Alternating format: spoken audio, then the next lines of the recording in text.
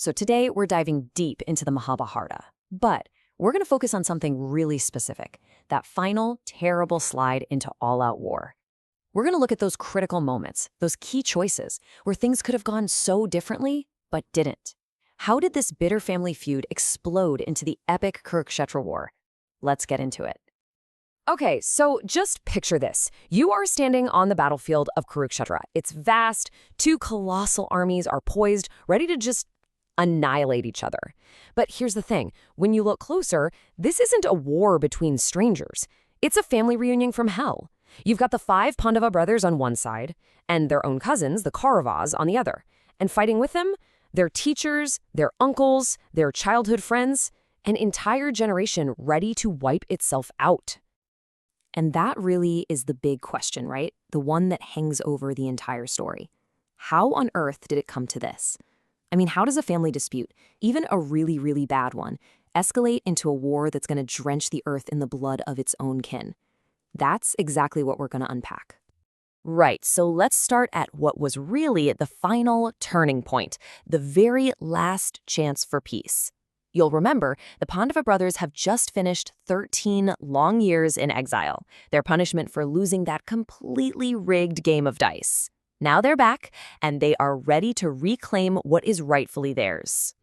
And they're not coming back empty-handed. They spent that last year in disguise serving King Virata. So once their true identities are out, boom, they forged this major new alliance. It's even cemented by a marriage. Arjuna's son, Abhimanyu, marries Virata's daughter, Uttari. You'd think this new strength would be the perfect leverage for a peaceful negotiation, right? Well, as we're about to see, it wasn't. But even here, in this moment of hope, there's this fascinating little detail that acts like a dark mirror, reflecting the central problem back in the Kuru court. The epic's narrator, Vyasa, points to King Virata's own willful blindness about his son's cowardice to ask a crucial question about the Kuru elders. Are they naturally blind to their son Duryodhana's evil, like the literally blind King Dhritarashtra? Or do they choose to be blind, like his blindfolded wife Gandhari?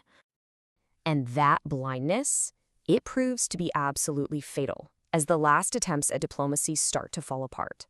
The whole situation builds to a breaking point during one last negotiation, all over a mere needlepoint of land. Seeing how incredibly tense things are getting, Krishna himself travels to the Kaurava capital, Hastinapuri, to act as a peace envoy. This is it, the last-ditch effort. He goes to make one final desperate appeal to reason, speaking directly to Duryodhana and his blind father, King Dhritarashtra. And this is where Krishna's negotiation just brilliantly shows how far the Pandavas were willing to bend for peace. He starts by asking for what they're owed, their kingdom. Duryodhana refuses, so Krishna lowers the demand. Okay, how about 5 villages? Still no. 5 houses? No. Finally, he asks for just enough land to stick a needle in. But Duryodhana's hatred is absolute. His reply seals the fate of millions. No, not even a needlepoint of territory will I part with. And with those words, the door for any kind of peaceful compromise is just slammed shut for good. With that one, single, arrogant refusal, Duryodhana completely destroys any foundation for dharma, that moral law of right conduct. And Krishna himself declares it, negotiation is over. War is now the only way forward. But before the armies can march, Krishna makes one more secret strategic move. And this one, well, it reveals a deep personal tragedy right at the heart of this whole conflict. It all involves Duryodhana's greatest warrior and his best friend, Karna. So Krishna approaches Karna in private and reveals a truth that is absolutely life-shattering. He tells Karna that he, who has lived his whole life scorned as a low-caste charioteer's son, is actually the firstborn son of Kunti, the Pandava's own mother. He is the eldest Pandava brother. He is a prince by birthright. And then Krishna offers him a choice. And it's not just a place with his brothers, no. Krishna offers him everything he has ever craved. The throne, power, the Queen Draupadi, and the love and acceptance of the family that cast him away. All he has to do is abandon Duryodhana. You really have to appreciate the incredible weight of this choice. On one side, you've got his newfound family and the birthright he was denied his whole life. And on the other, you've got Duryodhana, the only person in the entire world who gave him honor, who showed him loyalty and friendship when everyone else just rejected him. And Karna makes his tragic choice. He refuses to abandon the one friend who believed in him. He chooses loyalty over birthright, friendship over family, ensuring that when the war finally begins, he will be forced to fight and maybe even kill his own blood. So, with war now an absolute certainty, the call goes out. Every single king, every warrior across the land now has to make a choice. They have to pledge their allegiance to either the Pandavas or the Kauravas. Now, the most pivotal choice is the one presented by Krishna himself. He offers both sides his allegiance, but he frames the choice just brilliantly. He says you can choose him, unarmed, or you can choose his entire powerful army. Essentially, they have to choose between what he is and what he has. And their choices, they reveal everything about their character. The prideful Duryodhana, he happily takes Krishna's army, the material advantage. But Arjuna, he simply asks for Krishna himself to be by his side, to be his charioteer. He chooses spirit over matter, wisdom over brute force. And you know, other people face these agonizing conflicts too. The Pandavas' own uncle, Shalya, gets tricked into fighting for the Kauravas.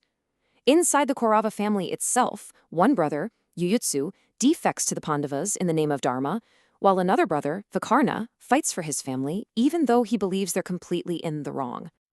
And so, the final tally is set. The Kauravas have managed to put together a significantly larger force, 11 divisions to the Pandavas' 7. I mean, on paper, Duryodhana's victory seems like a sure thing as the armies gather on the plains of Kurukshetra.